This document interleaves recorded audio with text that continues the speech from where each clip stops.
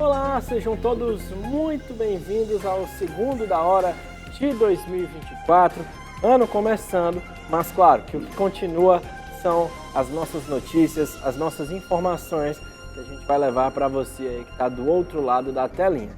Então, vem chegando que o da hora dessa terça-feira está começando.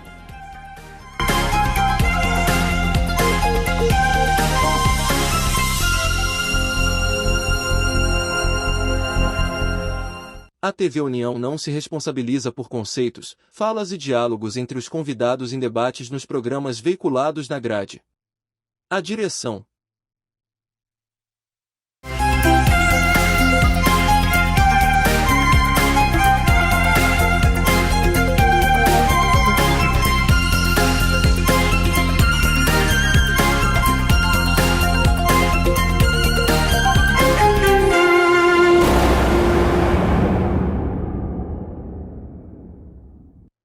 É isso, da hora dessa terça, oficialmente começando, e já estamos aqui com a nossa bancada formada.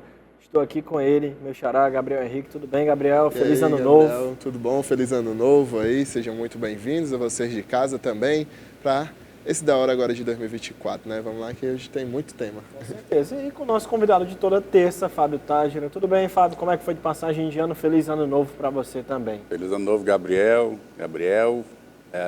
Foi, graças a Deus, tranquilo e vamos debater porque tem muita coisa legal hoje. Com certeza. E a gente começa, claro, falando de Réveillon, porque Fortaleza celebrou a chegada de 2024 com o maior Réveillon da sua história, atraindo 1.200.000 pessoas ao aterro da praia de Iracema. A festa, que durou 3 dias, destacou uma variedade de artistas, iniciativas de sustentabilidade e acessibilidade. O cantor Wesley Safadão comandou um espetáculo de luz e música na virada.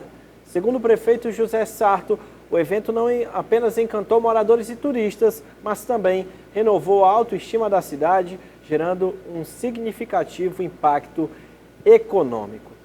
E aí, Fábio, você teve em algum dos dias lá no aterro da praia de Iracema? Se puder fazer um balanço aí desses 3 dias de festa.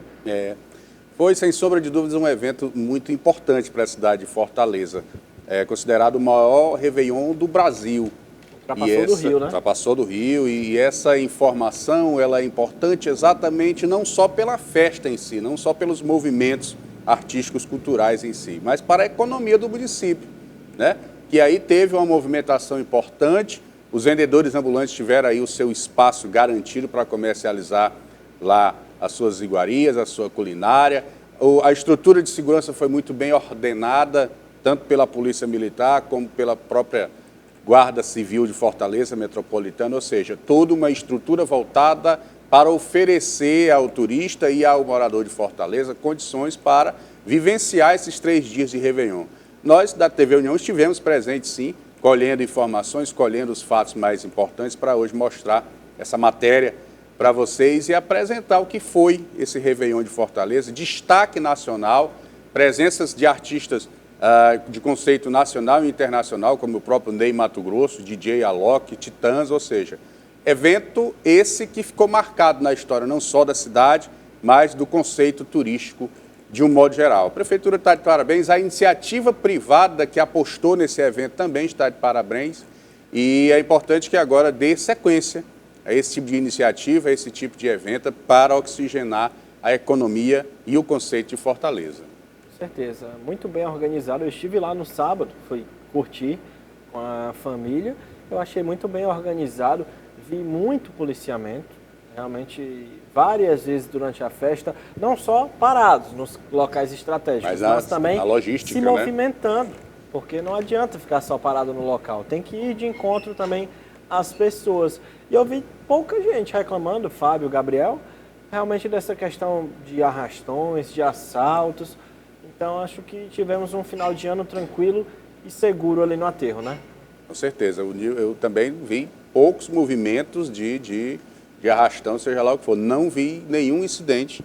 Gabriel, não sei se você concorda, mas não vi nenhum incidente mais grave com relação à insegurança. Exatamente. Já é algo que vem...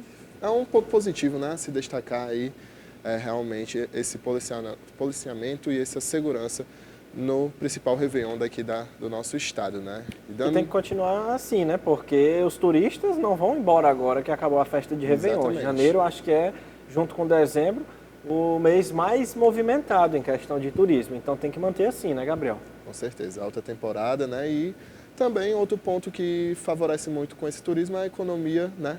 Dos pequenos, médios Principalmente, empreendedores, né? É de extrema importância esses eventos. E como o Gabriel disse, essa sequência de uma estrutura de segurança e de logística e de saúde pública também, nós tivemos lá de ambulâncias ao redor, isso é de extrema importância para que os pequenos possam ali ter oportunidade de gerar seus negócios, de fazer seus negócios, e é muito importante para o município porque a economia ali circula.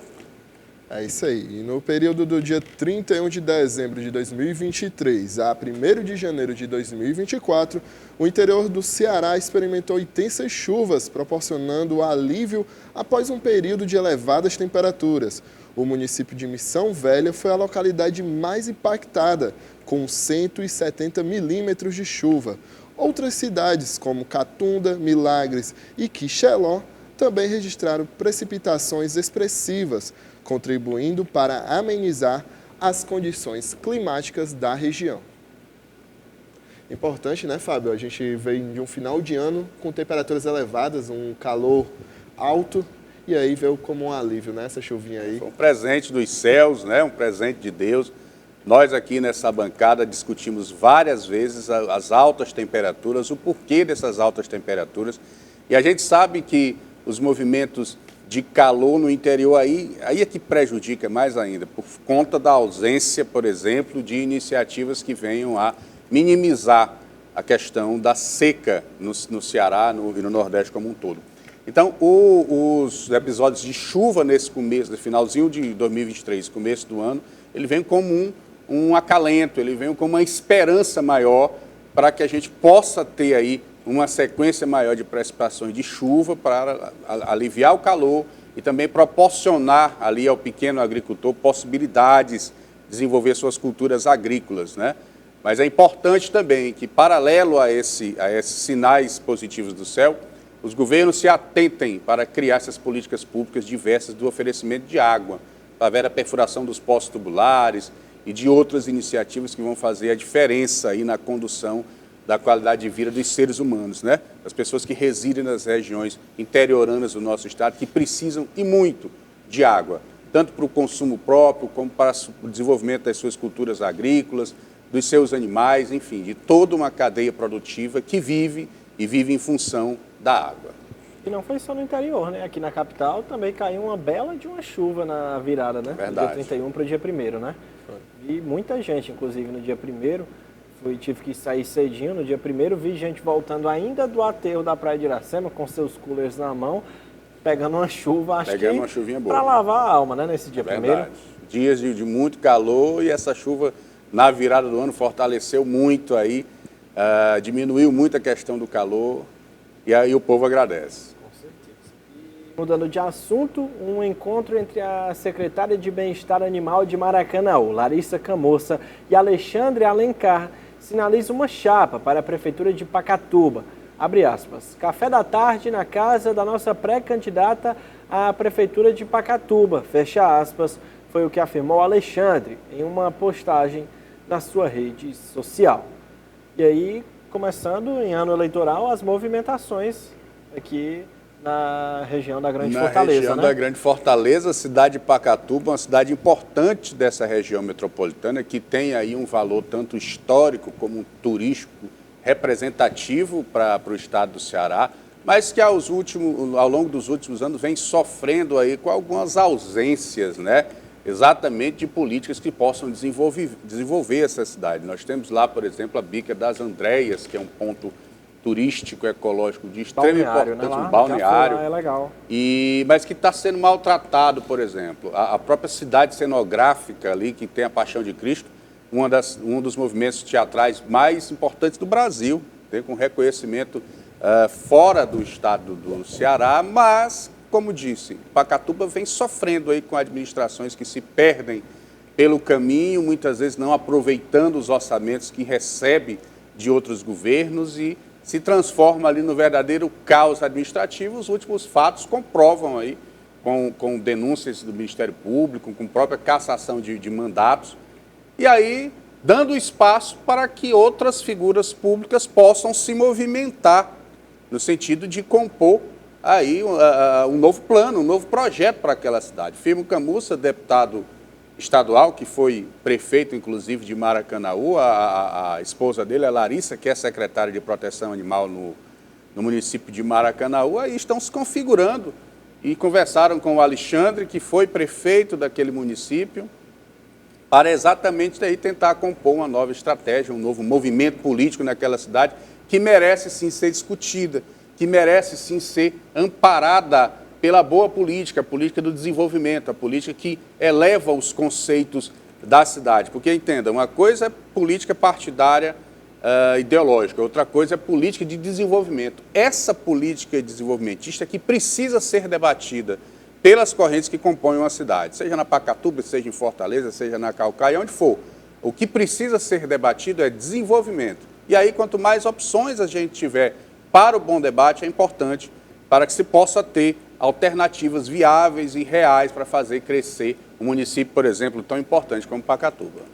É isso aí. Agora falando da prefeitura daqui de Fortaleza, porque o prefeito José Sarto evitou confirmar sua pré-candidatura à reeleição para a prefeitura de Fortaleza em 2024, considerando prematuro decidir neste momento. Ele destacou que atualmente está focado em questões urgentes, como saúde, educação e infraestrutura, e afirmou que a condução política está a cargo dos dirigentes partidários. Sarto reconheceu a importância das alianças para o tempo de propaganda eleitoral gratuita, mas destacou a natureza imprescindível dos resultados, dada a vanguarda e a anti-hegemonia da população de Fortaleza. O prefeito Zé Sarto vem fugindo desse debate político, é uma estratégia que ele considera importante para esse momento, já que se fechou um ano difícil, né? Com investimentos importantes na gestão, mas um ano difícil economicamente, reordenamento da casa, e o 2024, que é um ano eleitoral, promete esses embates e esses debates todos que acabam colocando a gestão em segundo plano. E o PDT é um partido diferenciado hoje porque vivenciou nos últimos meses uma verdadeira batalha jurídica, né? Ou seja, saiu ali das 4 linhas do partido e foi para as esferas judiciais, entre André Figueiredo, deputado federal André Figueiredo, o senador Cid Gomes, ou seja, um embrulho grande na política partidária que faz com que dificulte essas discussões e essas avaliações de um nome para a sucessão desse ano, de 2024.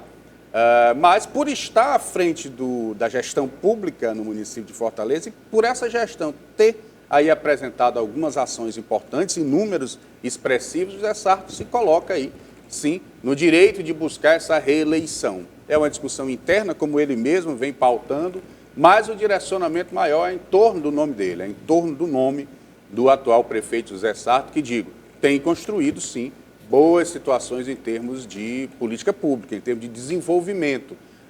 Vale ressaltar aí a importância do eleitor procurar pesquisar, né, essas iniciativas, procurar pesquisar o que está acontecendo na cidade de Fortaleza, que tipo de mecanismos a prefeitura vem criando para facilitar a vida do cidadão comum. É uma disputa, primeiro interna, é uma disputa que já saiu das 4 linhas do partido e que vem promovendo aí uma série de debates, uma série de conversas paralelas. O que a gente pode agora é esperar as próximas ações do PDT, as próximas ações em torno das eleições municipais. Eu acho que não seria legal, né, para o PDT, caso há mais ou menos 10 meses, 11 meses das eleições, por conta de toda essa briga interna que o partido vem passando, fosse mudado o candidato, porque o natural é que o Sarto dispute a reeleição. Então pode passar para os eleitores um cenário de bagunça. E aí isso pode pesar contra na hora da decisão, da votação, né? É verdade. Para o formador de opinião, para aquele eleitor que acompanha a política de perto, com certeza não vê esse cenário pedetista como um cenário construtivo, né? Um partido que não consegue se organizar dentro da sua esfera de diretoria... Não cuida de casa, não vai cuidar como é que cidade, vai cuidar de uma cidade do tamanho de Fortaleza, né? Então é importante que isso fique claro, porque existe o eleitor que procura conhecer as estruturas partidárias, procura entender o que é que está acontecendo nos conceitos de um partido político, principalmente quando esse partido está à frente da Prefeitura de Fortaleza. Então é importante que se organize a cozinha, que se organize lá a estrutura do pedetista para que se apresente um processo de continuidade de gestão e o porquê dessa continuidade da gestão. Por que tem que continuar? Por que tem que ser o Sarto ou outro nome do PDT? Por que o PDT precisa continuar à frente da Prefeitura de Fortaleza? É uma tarefa, é uma missão para o partido e só pode acontecer à medida que eles ali organizam o que eles têm dentro de casa. E falando em eleições, foi divulgada a pesquisa eleitoral para as eleições desse ano aqui em Fortaleza, com um levantamento realizado pela Atlas Intel. Evandro Leitão, recém-filiado ao Partido dos Trabalhadores, aparece em terceiro lugar, atrás apenas de Capitão Wagner, do União Brasil, e José Sarto, do PDT. A pesquisa considerou 2 cenários, um com Evandro Leitão como candidato e outro com Luiziane Lins. Nos 2 casos, os candidatos do PT aparecem em terceiro. Wagner e Sarto estão tecnicamente empatados. Já André Fernandes, do PL, aparece em quarto lugar nos 2 cenários levantados. E aí, Fábio? Sempre que começa um ano e um ano eleitoral, os primeiros movimentos de pesquisas, eles começam a aparecer, começam a ser vinculados na imprensa de um modo geral. Esses são números aí primeiros de uma situação política meio confusa. A gente falou agora há pouco sobre isso, sobre o PDT, por exemplo, que está confuso. A direita, os ditos candidatos de direita no município de Fortaleza também ali não conseguem se alinhar no sentido de produzir, de preparar uma proposta política de gestão para a cidade de Fortaleza. Então, cria-se aí especulações. O Capitão Wagner sempre larga na frente, toda eleição ele larga na frente, larga aí com uma certa distância de um segundo colocado, o que não aconteceu nesse primeiro momento, nesse primeiro número, nessa primeira pesquisa com registro junto ao TRE. Um empate técnico entre a gestão e um candidato que até então vem se configurando como sempre uma alternativa para o eleitor, né? O nome do Evandro Leitão, que começou a circular aí na imprensa como um pré-candidato pelo PT, também apareceu de uma forma interessante, com a numeração aí que pode vir a oscilar para cima. Depende dessa construção interna do partido, depende de como o Evandro Leitão vai se comunicar com a população de Fortaleza. Pode ser vista como uma situação parecida com a do PDT, né? Essa do PT. Porque a Luiziane Lins era a candidata e aí, do nada, Evandro Leitão, do nada não, né? A gente já vem trabalhando algo parecido, né? Se assemelha, mas uma bagunça até mais organizada. Não, com certeza. Pelo seguinte, porque não existe disputa, por exemplo, judicial dentro do PT. Não. O que existe é uma disputa política e é salutar, é importante. Os nomes que já existem, já estão lá, que são históricos no PT, por exemplo, como a própria Luiziane Lins, o Guilherme Sampaio, a própria Larissa Gaspar, que colocou seu nome à disposição do partido. Essa é uma questão política interna de resolução ali dentro do partido. É que nem quando um treinador tem 2 jogadores muito bons na Vocês mesma posição. Vocês entendem disso melhor do que eu. É uma disputa sadia, né? Disputa uma sadia. Dor de cabeça boa. Uma boa dor de cabeça, né? Porque são nomes que têm um conhecimento da cidade de Fortaleza e que ali tentam mostrar como gerir, como passar o seu recado para a população, que esse é o mais importante.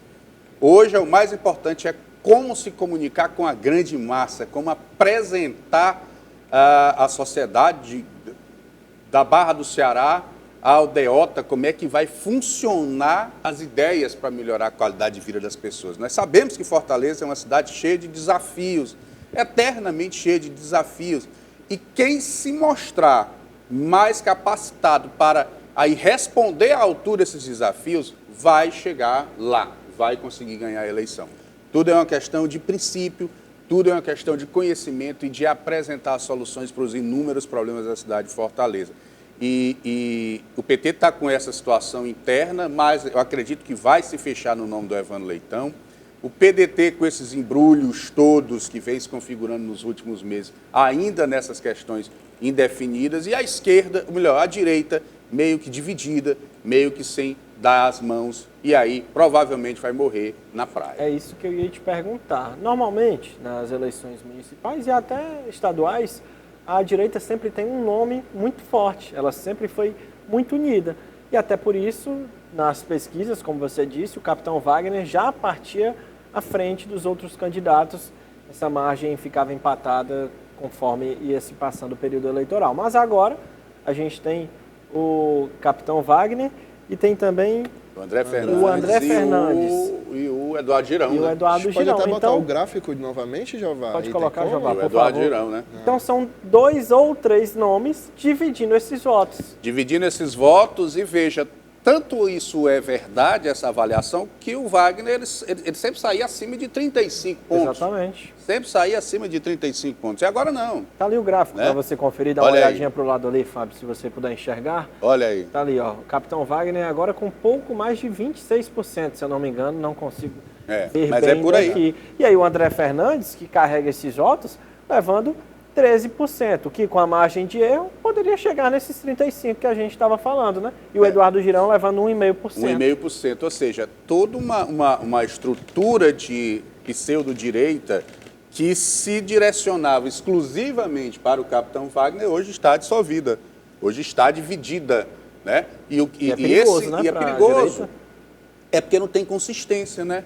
Porque o eleitor que se considera 100% de direita, que tem aí a sua identificação com os movimentos de direita, agora está confuso, porque vai avaliar o André Fernandes, vai avaliar o Wagner e o Girão agora, ou seja, estruturas que deveriam estar congregando de um mesmo conceito político para, sim, criar um alavanca eleitoral importante para o debate político, mas que agora estão divididos, ou seja, essa divisão, ao meu ver, tumultua o processo de construção de imagem. E a ideia deles é 1 ou até 2 irem ao segundo turno, e aí no segundo turno, caso um desses nomes vá, haveria aí sim a união. Mas nesse cenário pode ser perigoso, com o Evandro Leitão vindo forte na terceira colocação, até mesmo não ir ao segundo turno, né? E aí, como você disse, morrer na praia. Morrer na praia, é o que se configura.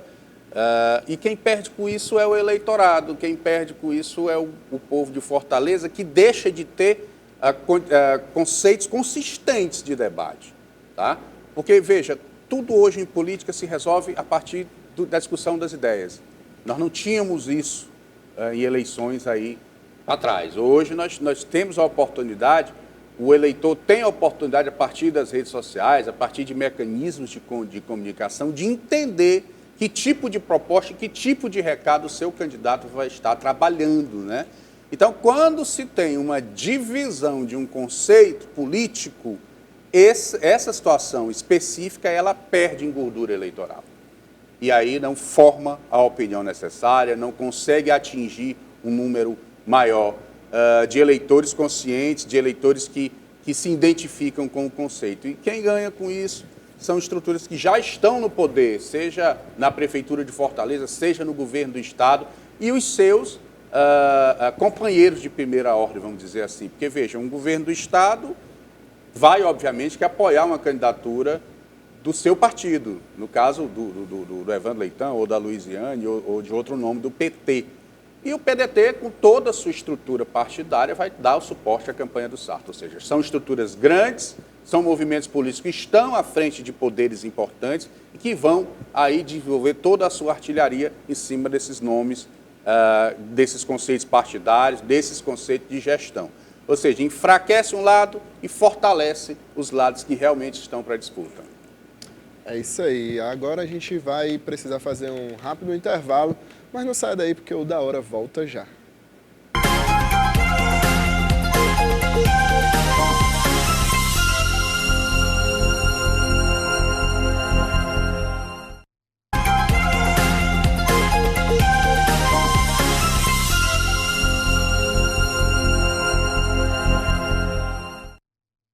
Sejam muito bem-vindos de volta ao Da Hora dessa terça-feira. E o ex-chefe da Casa Civil do governo do Ceará e atual vice-prefeito de Fortaleza, Elcio Batista, criticou a tentativa do atual governador Eumano de Freitas de remediar o prejuízo milionário decorrente das obras paralisadas do Aquário Ceará. Ele questionou a gestão do seu ex-aliado, Camilo Santana, e alegou que opções analisadas durante esse governo eram viáveis, mas demandavam recursos públicos e lideranças políticas. Elcio afirmou que Camilo nunca se interessou por Fortaleza, nem pelo desenvolvimento urbano e sustentável. As obras do aquário, custando mais de 100 milhões de reais, até o momento permanecem como um amontoado de ferro velho e esqueleto de concreto. Foram declarações fortes aí do atual vice-prefeito de Fortaleza, né? Foi o que nós conversamos aqui agora há pouco, né? As picuinhas políticas começam a engrossar o caldo dessa disputa eleitoral. O Elcio tem razão em parte nessa fala dele, apesar de se gastou aí mais de 100 milhões num verdadeiro monumento ao descaso da coisa pública. 100 milhões de reais, meu povo.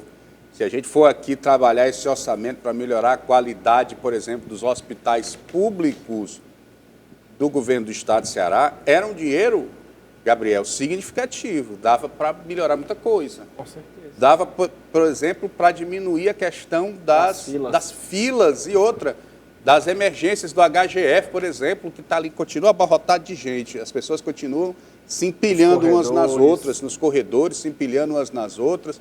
O Hospital do Coração de Messejana, também com uma estrutura péssima para quem ali precisa ser internado, ou seja, até para fazer mais parcerias com hospitais particulares, que já acontecem. Sim, que já acontece, e é uma medida que minimiza muito essa questão do tratamento de saúde pública. Ou seja, 100 milhões de reais que foi torrado. Dinheiro seu que está em casa, que vai comprar um arroz na mercearia e paga imposto. Agora sim, o Elcio não tinha parceria na época com quem iniciou as obras do aquário? Ou seja, fez parte de todo o processo de planejamento desse bendito aquário que nos saiu deste monumento ao nada, deste esqueleto de nada, que só serve hoje para aglomerar mosquito da dengue e para que usuários de droga, comercializantes de drogas, utilizem aquela estrutura ali para isso. Ou seja, é preciso se tomar alguma decisão com relação àquilo ali. Não pode continuar do jeito que está. Essa parceria junto à Universidade Federal, se não me falha a memória, para construir lá um centro de estudos da engenharia do mar, eu acho importante. Eu acho viável, porque ali vai se trabalhar alguma coisa realmente necessária. Ou seja, esses 100 milhões não voltam mais para os cofres públicos, não vão mais fazer parte, por exemplo, da estrutura de saúde, ou da estrutura de segurança, ou de educação do governo do estado de Ceará. Ponto, isso não volta mais. Agora, continuar da forma que está não dá. É preciso estabelecer mecanismos que possam ali transformar aquela situação em alguma coisa útil, alguma coisa produtiva, alguma coisa que possa servir à sociedade.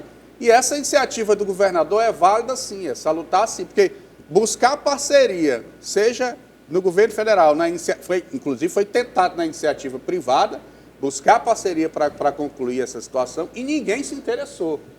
Nenhuma empresa, nenhum conglomerado de empresas se interessou por investir naquela situação. Ou seja, para aquário, como era o projeto original, isso não existe mais, essa possibilidade. Então, viabilizar novas ferramentas, novas situações para tentar construir alguma coisa útil é importante, é válido. E ao invés de se construir essas picuinhas e essas discussões políticas, era importante que os governos somassem esforços no sentido de se trabalhar em conjunto e de buscar soluções para aquela situação. Aí sim, pode ser que a iniciativa privada até entre com a parte desse financiamento. Pode ser que isso aconteça. Vamos trabalhar, meu povo, em conjunto, para ver se aquilo ali serve para alguma coisa. E ainda falando no aquário, o novo campus da Universidade Federal do Ceará, como você falou, situado onde seria o aquário do Ceará, poderá incluir um museu subaquático para mergulho de visitantes. Foi o que afirmou o reitor da instituição, Custódio Almeida. O governo estadual assinou um protocolo de intenção para doar a estrutura do aquário à UFC. A ideia é transformar o local na sede do Instituto de Ciências do Mar e construir o Centro Tecnológico de Ciências Naturais. O projeto também prevê espaços para exposições científicas, salas de realidade expandida e a criação de novas graduações, como turismo ecológico e meteorologia. O aquário, inicialmente planejado lá em 2009, enfrentou atrasos e disputas judiciais, sendo abandonado em 2017, após custar pelo menos 112 milhões de reais. Olha aí, 112 milhões de reais, né? Se for corrigido com a inflação, né, dá mais. Né? Dá mais, essas avaliações econômicas aí com certeza vai dar mais.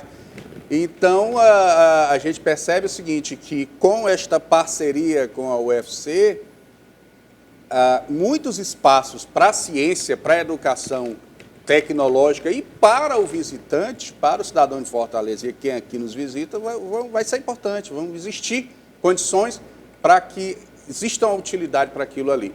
Como eu disse anteriormente, só serve hoje para guardar mosquito e para usuário de droga. Uma área das mais belas da cidade de Fortaleza, mas que vive uma sensação de abandono permanente.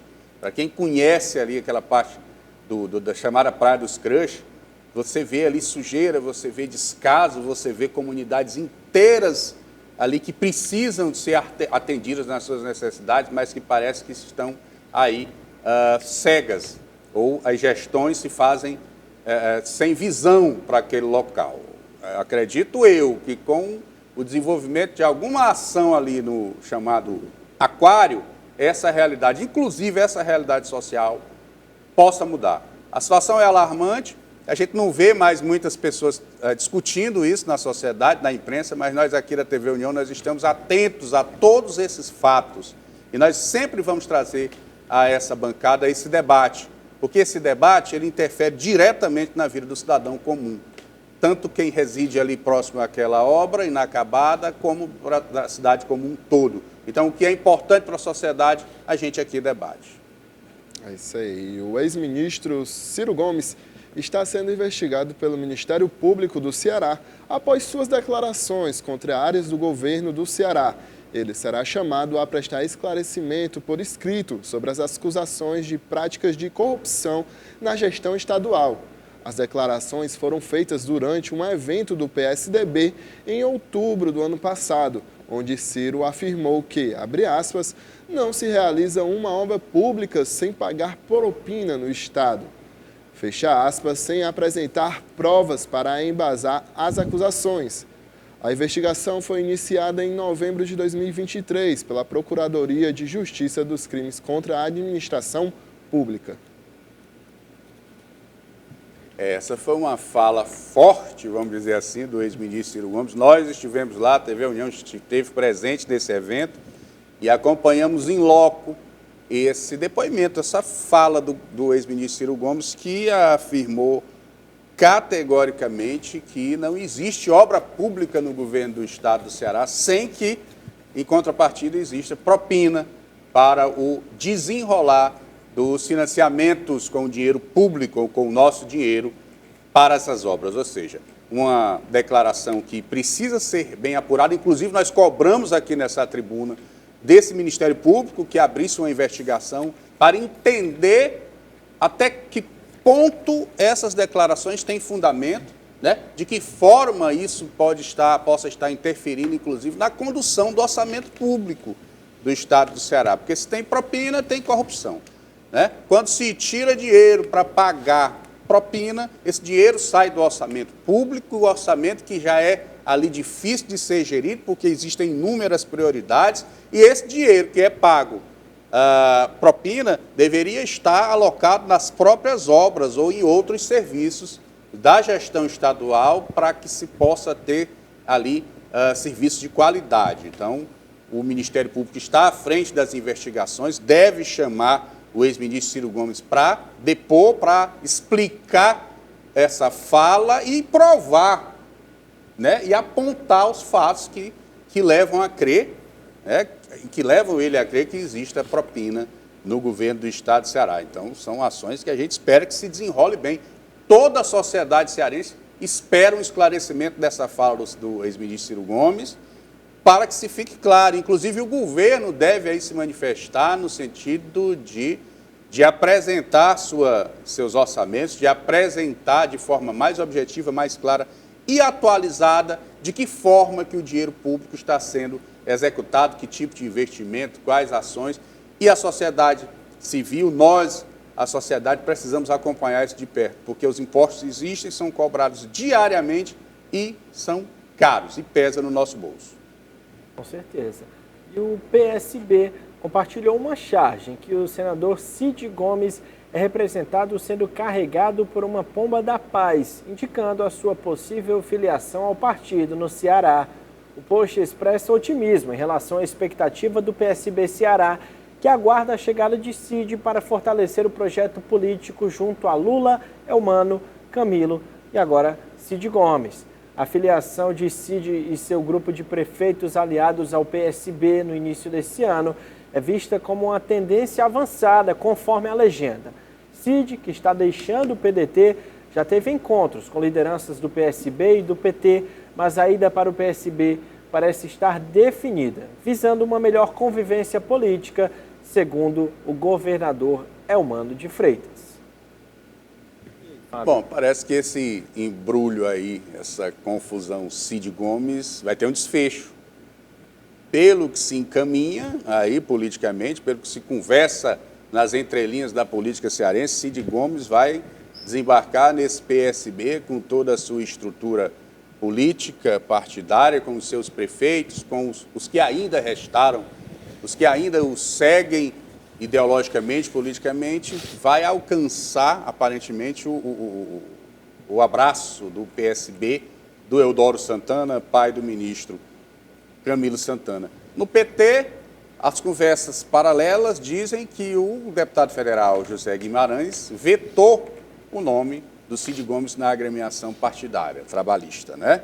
Ou seja, ele tem poucos caminhos para seguir politicamente. Ou é o PSB, ou o Podemos, como foi comentado também hoje aqui no Ceará, que tem à frente o prefeito de Aracati, Bismarck Maia. Mas, pelo que tudo se configura, Cid vem com a sua estrutura para o PSB. O que vai acontecer depois disso, ninguém sabe. Se vai lançar uma candidatura à Prefeitura de Fortaleza, ou se vai seguir aí com as alianças que estão mais próximas, como o PT, por exemplo. E no interior ele vai montar todo o seu esqueleto político, com o que restou, vamos dizer assim, de prefeitos e de lideranças do interior, para aí ter o seu próprio arsenal político para as eleições que vão vir. Então, é uma novela de muitos capítulos, mas que aparentemente vai ter um desfecho que vai ficar bom para todo mundo, espantando aí essa discussão chata dentro do PDT, que, sinceramente, toda a sociedade já cansou. É isso aí, o Hospital de Messejana, Dr. Carlos Alberto Studas Gomes, renovou seu serviço de endocardiografia com equipamentos de ultrassom cardíaco de última geração, adquiridos por meio do convênio com o Banco Interamericano de Desenvolvimento. Os novos aparelhos, incluindo modelos fixos e portáteis, possibilitam análises minuciosas e tridimensionais, melhorando a precisão dos exames. Essa atualização visa aprimorar diagnósticos detalhados e oferecer tratamentos mais seguros para pacientes com cardiopatias complexas. O hospital planeja expandir o serviço em 2024, aumentando o número de exames e fortalecendo sua função também como hospital-escola. O que é importante aí nesse momento? Nós falamos agora de estrutura de saúde pública, que precisa de financiamento para manter os serviços aí, pelo menos, a atender a quem bate ali a porta dos hospitais. O Hospital de Coração de Messejana é uma estrutura antiga de saúde que tem um tratamento científico moderno, que tem um tratamento aí com especialistas que têm um estudo internacional, que conseguem ali aplicar técnicas das melhores possíveis nos pacientes. E aí tem salvado vidas e mantido vidas bem. O que é que acontece? O que é que falta? Equipamentos de qualidade para seguir a ciência, né? Para manter um equilíbrio entre o que se aprende nas academias e o que precisa ser aplicado. Então, com a busca de parcerias, com a busca de financiamentos, sejam públicos ou privados, ou parceria com a iniciativa privada, essa relação ciência e tratamento com equipamentos vai caminhar de uma forma mais organizada, de uma forma mais ordenada. Agora, entenda, você, população, só existe isso, só se possibilita isso quando o governo, quando quem está à frente da gestão, operacionaliza as parcerias, vai buscar os amigos, os parceiros, para financiar essas ações. Não existe outra forma.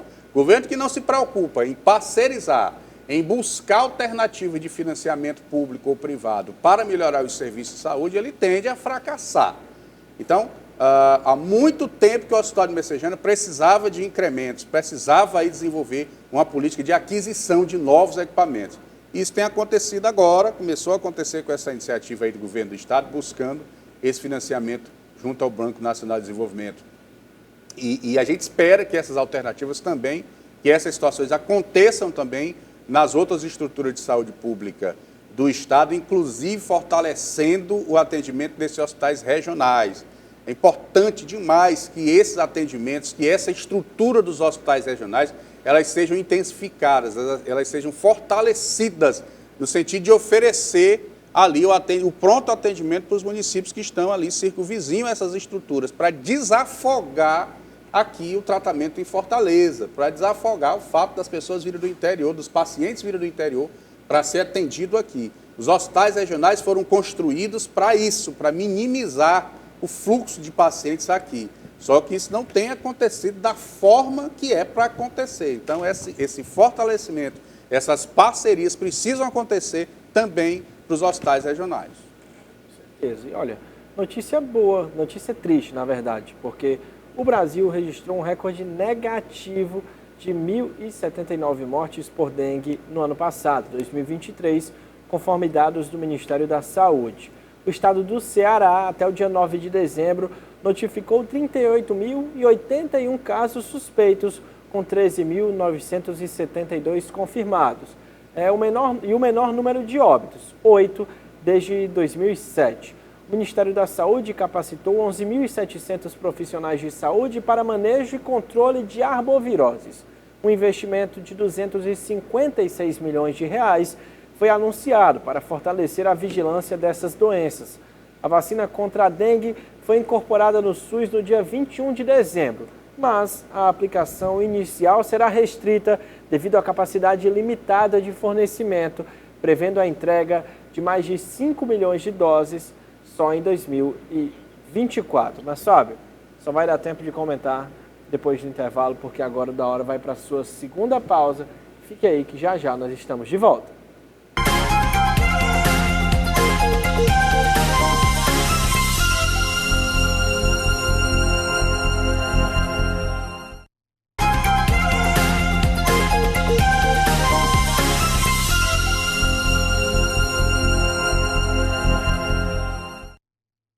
Estamos de volta com o Da Hora dessa terça e no bloco anterior, Fábio, a gente estava falando de um recorde negativo e outro positivo dos números de casos de mortes pela dengue.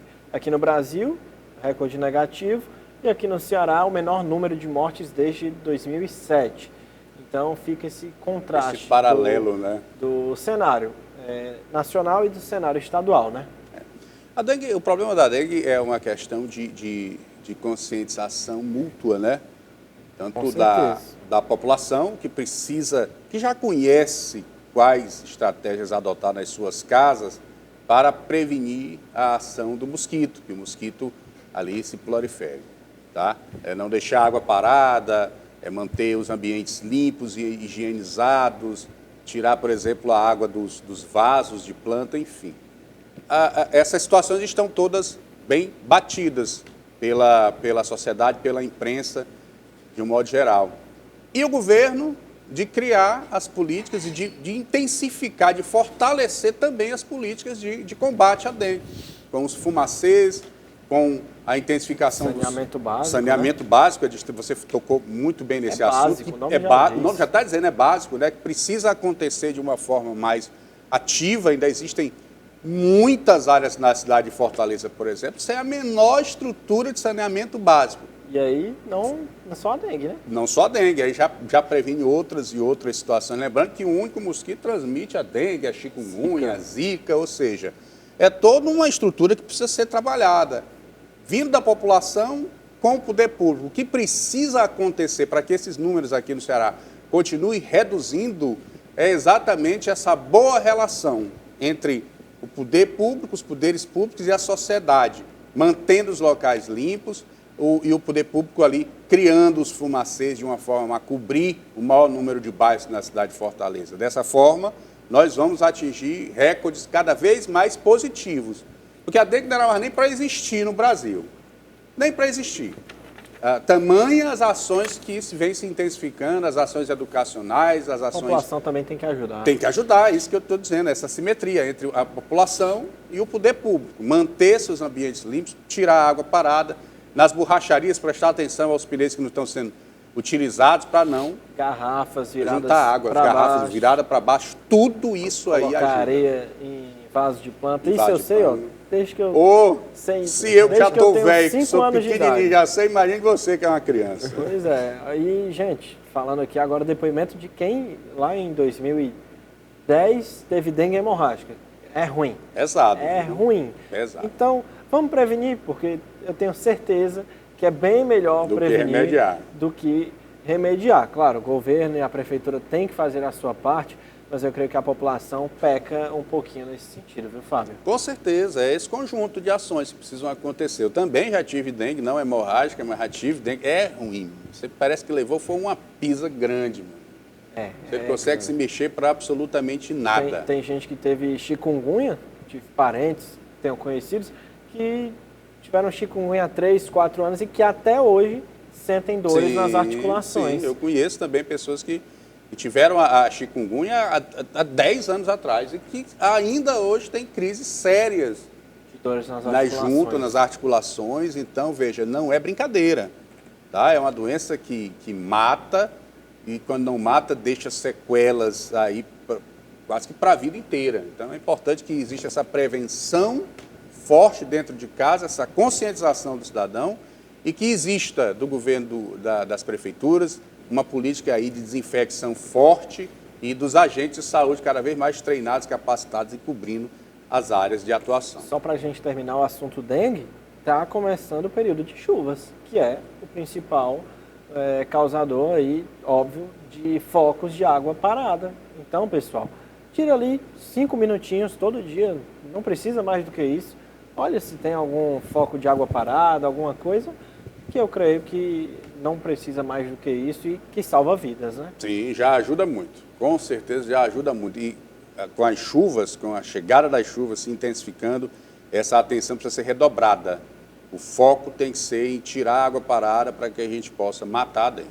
Ainda mais aqui, né? Que além da chuva faz sol e é tudo que o mosquito gosta, né? Exatamente. Uma águazinha limpa parada e também um clima mais quente, né? Exatamente. Agora falando de economia, porque é atribuída ao senador americano Daniel Patrick Moynihan a importância da lei complementar de número 194, que limita as alíquotas de ICMS para itens essenciais, como combustível, energia, transporte público e telecomunicações. Refuta críticas sobre motivos eleitorais e falta de eficácia, evidenciando a queda nos preços dos combustíveis após a implementação da lei. As bombas de combustível deixam claro os benefícios da lei complementar. O litro da gasolina, que em julho de 2022 estava quase R$ 8,00, chegou a R$ 4,77 no começo de setembro, segundo a Agência Nacional de Petróleo.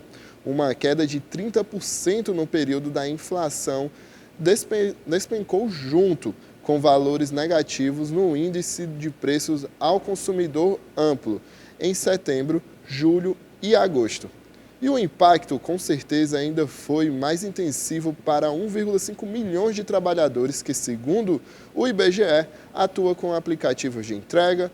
É isso, mas o que fica de resumo para a gente, né, Fábio, é essa questão do ICMS, que é algo muito polêmico, que a esquerda e a direita têm realmente visões bem diferentes, e eu queria saber o que é que você pensa, como é que esse imposto impacta na nossa sociedade, imposto que, inclusive, voltou a ser cobrado nos combustíveis e no gás de cozinha a partir de ontem, dia 1º de janeiro. Essa questão, por exemplo, dos combustíveis impacta diretamente na sociedade como um todo, né? porque interfere, por exemplo, no preço do arroz, do feijão que você vai comprar em casa para fazer o seu almoço, a sua janta. Então, veja, o que é que precisa se estabelecer? Um equilíbrio entre os avanços na questão de percentuais do ICMS, um equilíbrio no sentido de buscar ali uma alíquota que venha a não atrelar diretamente ao preço final das questões triviais do dia a dia da população, né? É uma batalha política, é uma batalha econômica que muitas vezes se engalfia essas duas questões e não se estabelece aí um mecanismo comum que vá realmente fazer diferença na vida do cidadão comum. O que é que a gente entende como isso? Que tanto os lados direitistas como os lados de esquerda precisam congregar nesse momento, precisam entender qual situação é a mais importante para exatamente evitar aí um disparo dos preços desses combustíveis que nós aqui, população comum, não aguenta mais. Eu ainda não vi grandes reduções, por exemplo, na questão da gasolina. Eu ainda não entendi se chegou na bomba, porque até então nós estamos pagando aí uma média do litro R$ 5,97, R$ 5,99. R$6, né? R$6, ou seja, ainda é muito caro.